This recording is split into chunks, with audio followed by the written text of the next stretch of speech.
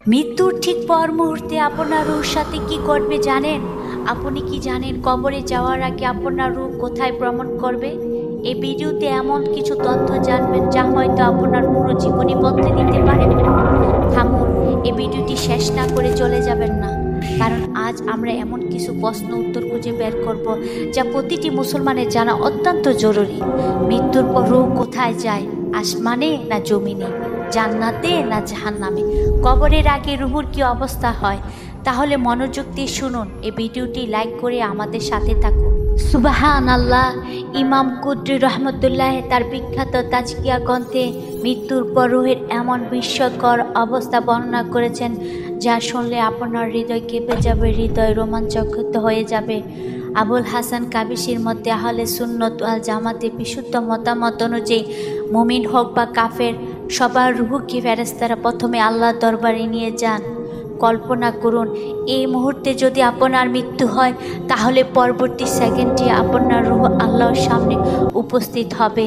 এখন শুনুন, নেককার মুমিনরা রুহের সাথে কি ঘটে যা সত্যিই অবিশ্বাস্য। যদি রুহটি নেককার হয়, আল্লাহ তাআলা ফেরেশতাদের বলেন তাকে নিয়ে ঘুরিয়ে ফিরে তার জান্নাতের অবস্থা দেখাও। আল্লাহু আকবার। মৃত্যুর পরপরই জান্নাত দেখার সৌভাগ্য। ফেরেশতারা চোখের পলকে সেই রুহকে নিয়ে জান্নাতে ভ্রমণ করেন। আর এই ভ্রমণ কতক্ষণ? ঠিক ততক্ষণ যতক্ষণ সময় মৃত্যু ব্যক্তিকে গোসল করানো হয়। সুবহানাল্লাহ। আপনার পরিবার যখন কাছে গোসল দিচ্ছে তখন আপনার রুহ জান্নাতে দেখে ফিরছে। গোসল ও কাফন পরানো শেষ হলে রুহ ফেরত আসে, কাফন ও শরীরের মাঝখানে অবস্থান নেয়। এখন আরও চমকপ্রদ তথ্য, যখন লাশ খাটে ওঠানো হয় তখন থেকে সে মানুষের কথা শুনতে শুরু করে। কে তার প্রশংসা করছে, কে খারাপ বলছে, সব শুনতে পায়। কবরে রাখার পর কি ঘটে জানেন? কবরে রাখার সাথে সাথে রুহ শরীরে প্রবেশ করে এবং তাকে জীবিত অবস্থায় বসানো হয়। হ্যাঁ, আপনি ঠিকই শুনেছেন, কবরে আপনি জীবিত হয়ে উঠবেন এবং দুই ফেরেশতা এসে প্রশ্ন করবে।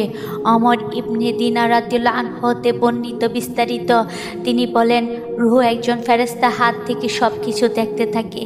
কিভাবে গোসল দেওয়া হচ্ছে, কিভাবে কাফন পরানো হচ্ছে, কিভাবে কবরে নেওয়া হচ্ছে। এবার শুনুন ইমাম গাজ্জালী রহমতুল্লাহ আলাইহি কাশফে উলুম আখিরি গ্রন্থে বিস্ময়কর বর্ণনা। যখন আজরাইল আলাইহিস সালাম নেককানের রুহ কবজ করেন তখন দুইজন সুন্দর চেহারা ফেরেশতা আসেন। তাদের পোশাক উত্তম ও সুগন্ধি পবিত্র। তারা রুহকে বেহেশতি রেশমি রুমালে আবৃত করেন যার আকার মধুমক্ষীর সমান। মাশাআল্লাহ। মনে রাখবেন, আপনি দুনিয়াতে যে জ্ঞান অর্জন করেছেন সেই জ্ঞান ইলম রুহের সাথে থাকবে। সব কিছু দেখবেন এবং বুঝবেন। ফেরেশতারা রুহ নিয়ে উপরে উঠতে থাকবে। পথে পূর্ববর্তী মৃত মানুষদের মধ্যে দিয়ে যান যাদের সংখ্যা বিক্ষিপ্ত পঙ্কপালের মতো। প্রথম আকাশে পৌঁছে দরজা কড়া নাড়েন। উপর থেকে প্রশ্ন, তুমি কে? জিম্মাদার ফেরেশতারা, আমি সালসাইল, আমার সাথে অমুকের পুত্র অমুক। উপর থেকে উত্তর আসে, হ্যাঁ, সেই রকমই ছিল, তার আকীদা ছিল বিশুদ্ধ। দরজা খুলে দিয়ে ফেরেশতারা বলেন, মারহাবা, সে নামাজ ঠিকভাবে পড়তো, মারহাবা, সে যাকাত দিত এবং নিজেদের জন্য কিছু রাখতো না, সে উত্তমভাবে রোজা রাখতো এবং হারাম থেকে বেঁচে থাকতো। হাল্লান সাহালান, সেই লোক দেখানো ছাড়া হজ করত। মারহাবা, পবিত্র আত্মার অধিকারী, সে পিতামাতার সাথে ভালো ব্যবহার করত। মারহাবা, সে ফজরে উঠে ক্ষমা চাইতো, গোপনে দান করত। ভাবুন তো, প্রতিটি আসমানে আপনার আমল নিয়ে কথা হবে। আপনার নামাজ, রোজা, যাকাত, হজ, পিতামাতা সেবা সব। এখন শুনুন অন্ধকার দিকের কথা যা শুনে আপনার গা শিউরে উঠবে। কোরআনে আল্লাহ তাআলা বলেন সূরা হজ 31, যারা আল্লাহর সাথে শিরক করেছে তারা যেন আসমান থেকে আছাড় খেয়ে নিচে পড়ে গেল এবং মৃতভোজী পাখিরা তাদের ছু মেরে নিয়ে গেল। খারাপ রুহ যখন জমিনে পড়ে, জাবানিয়া ফেরেশতা তাকে ধরে নিয়ে সিজ্জিনে বন্দি করে। সিজ্জিন হলো বিশাল পাথরের মতো বদকারের কারাগার। যারা নামাজে ত্রুটি করত তাদের নামাজ ছাড়া কাপড়ের মতো নিক্ষিপ্ত করা হবে। লোক দেখানো যাকাত দানকারী, অশ্লীল কথা বলে রোজা পালনকারী, নাম প্রচারের জন্য হজ করেছে, হারাম সম্পদ দিয়ে হজ করেছে, আত্মীয়দের সাথে সম্পর্ক ছিন্নকারী, পিতামাতার অবাধ্য সন্তান, এই এইসব পাপীদের রুহ তাদের মুখে শরীরে নিক্ষিপ্ত করা হবে। কবরে প্রাথমিক শাস্তির পর ফাইনাল শাস্তি হবে হাসরের ময়দানে। এবার আসুন জেনে নেই বিখ্যাত ইমাম মুহাদ্দিসগণের মতে মোট 70টি মত রয়েছে।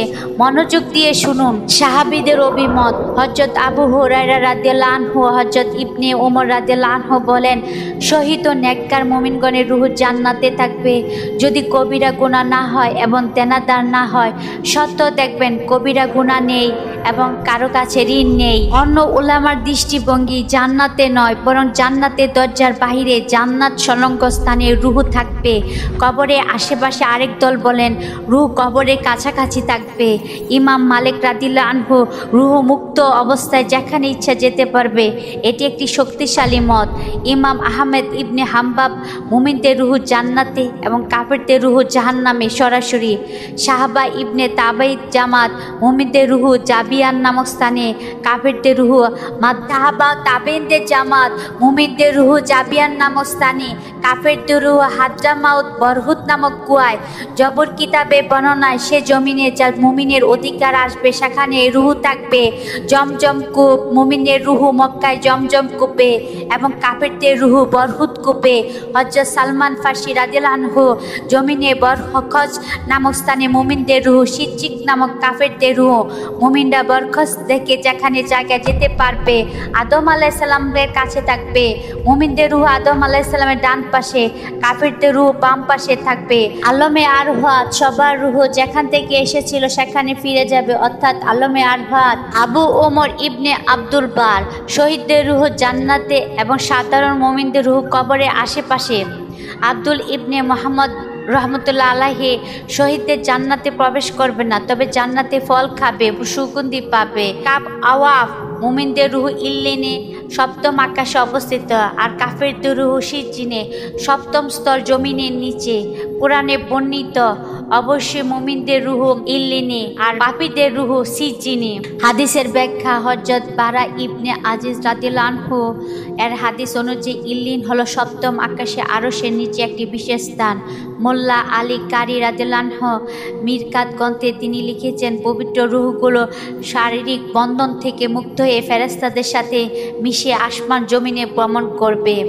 সবগুলো মতই ঠিক, কারণ মুমিনের রূহ ইল্লিনে স্থায়ীভাবে থাকবে, মুক্ত পাখির মতো জান্নাতে কবরে বিভিন্ন স্থানে ভ্রমণ করতে পারবে। এখন শুনুন একটি অসাধারণ তথ্য। শাহ আব্দুল আজিজ দেহলভী রহমতুল্লাহ আলাইহি বলেন, প্রতি বৃহস্পতিবার দিবাগত রাত্রে অর্থাৎ জুম্মার রাত্রে রূহ আপন করে ফিরে আসে। সুবহান আল্লাহ। মৃত ব্যক্তির রূহ জুম্মার রাতে তার পরিবারের কাছে আসে। তাই জুম্মার রাত্রে আপনারা মৃত প্রিয়জনদের জন্য দোয়া করুন, তারা হয়তো আপনার পাশেই আছে। এবার সবচেয়ে গুরুত্বপূর্ণ বিষয়, আমাদের প্রিয় নবী সাল্লাল্লাহু আলাইহি সাল্লামের রূহ মোবারক কোথায়? আবু দাউদ শরীফ রাদিয়াল্লাহু আনহু হতে বর্ণিত, তিনি নিজে বলেছেন, আল্লাহ আমার রূহ ফেরত দিয়েছেন। কখন ফেরত দিয়েছেন? মঙ্গলবার দিবাগত শেষ রাতে দাফনের মাত্র 1 ঘন্টার পরে। কেন ফেরত দিয়েছেন? ইমাম জালালউদ্দিন সুফি থেকে বর্ণিত, উম্মায়ে সালাতের জবাবে দেওয়ার জন্য আল্লাহ তাআলা রাসূলুল্লাহ সাল্লাল্লাহু আলাইহি সাল্লাম পবিত্র রূহ মোবারক তার দেহ মোবারকে কিয়ামত পর্যন্ত রেখে দিয়েছেন। সমস্ত নবীরা সশরীরে জীবিত এবং এতে সকল ওলামা ঐক্যমত হয়েছে। আল্লাহুম্মা সল্লি আলা মুহাম্মদ। তো ভাইয়েরা বোনেরা, আজ আমরা কি শিখলাম? মৃত্যুর পর জীবন আছে এবং তা অনেক বেশি বাস্তব।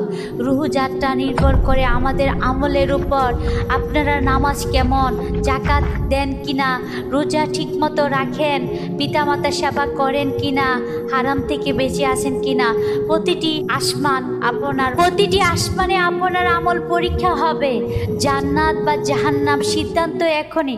এটি শুধু তথ্য না, এটি আমাদের জন্য সতর্ক বার্তা এবং পথ প্রদর্শক। আল্লাহর পক্কা এবং করুণা সর্বত্র। তিনি চান আমরা এই জীবনে সঠিকভাবে পরিচালনা করি। তো বন্ধুরা, আজকের এই ভিডিও থেকে আমরা কি শিক্ষা হলো কমেন্টে জানাবেন। এখনই তওবা করুন, জানেন না কখন মৃত্যু আসবে। নামাজে মনোযোগী হন। প্রথমে আসমানে আপনার নামাজ নিয়ে প্রশ্ন। পিতামাতা সেবা করুন। ষষ্ঠ আসমানে এটি পরীক্ষা করা হবে। হারাম থেকে বেঁচে থাকুন।